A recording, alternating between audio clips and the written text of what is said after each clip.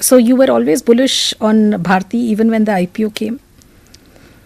Because I remember, I think the IPO came at 45. I think the IPO came at $45 or something, right? Like 45, yes. And even then it was at 45 people. It looked super expensive because and then people. It halved I think it went to 22 or something like that, and then sort of then there was no looking back.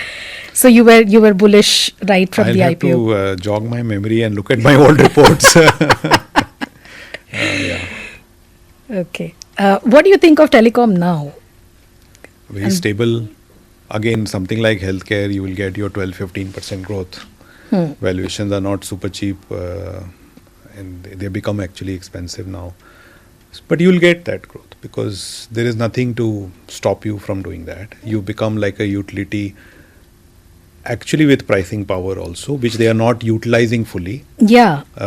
Because there are only two main players, and one player is dependent on these two players taking a price hike to survive. Right. Not to grow, but just to survive. Right. So what better situation can there be? And people talk about more risk technologically, that something new will come and so on, but those are not very viable options. And I think that's the only potential risk one has to be wary of. That what if something new comes and disrupts the whole terrestrial kind of network. But otherwise, it's a stable. You see that as what kind of probability will you associate with that?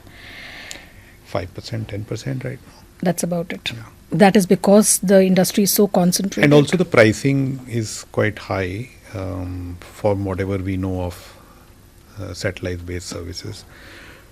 But it's something to be cognizant of, because typically the biggest risk in telecom has always come from something new, whether it was CDMA, the wireless in local loop, if you remember that time, and then the multiple licenses which were given out in 2008 that started a 10-year down cycle, then entry of Jio, so with a new technology.